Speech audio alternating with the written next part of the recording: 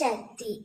என் அன்பு தங்கமே, உனக்கான உறவு உன்னிடம் வந்து சேர அதற்கான சூழ்நிலையை நான் உருவாக்கி விட்டேன். நீ கவலைப்படாதே தங்கமே. நீ உயிராக நேசிக்கின்ற உறவு உன்னை விட்டு சற்று விலகி சென்று விட்டது என்று வருத்தப்பட்டு நீங்க முடியாத துயரத்திலும் சோகத்திலும் இருக்கின்றாய். ஒன்றை மட்டும் நன்றாக புரிந்து கொள்.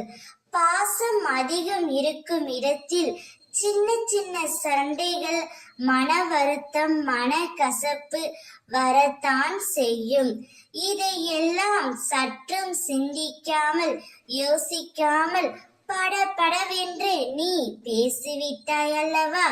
அதனால்தான் இப்பொழுது அவர் உன்னை விட்டு சென்று விட்டார் தங்கமே. இனிமேல் இந்த மாதிரி கோபம் கொள்ளாமல் பொறுமையாக பேசு தங்கமே. பொறுமையாக இருந்தாலே போதும், அனைத்தையும் முன்னால் சாதிக்க முடியும்.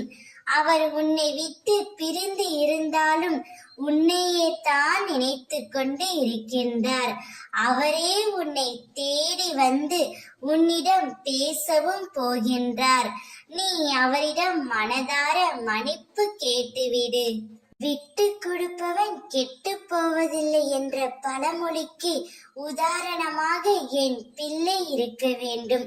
விட்டு கொடுத்து போக தங்கமே, அனுசரித்து பழகு. குடும்பம் நன்றாக இருக்க வேண்டுமென்றால் நாம் தான் அனுசரித்து போக வேண்டும்.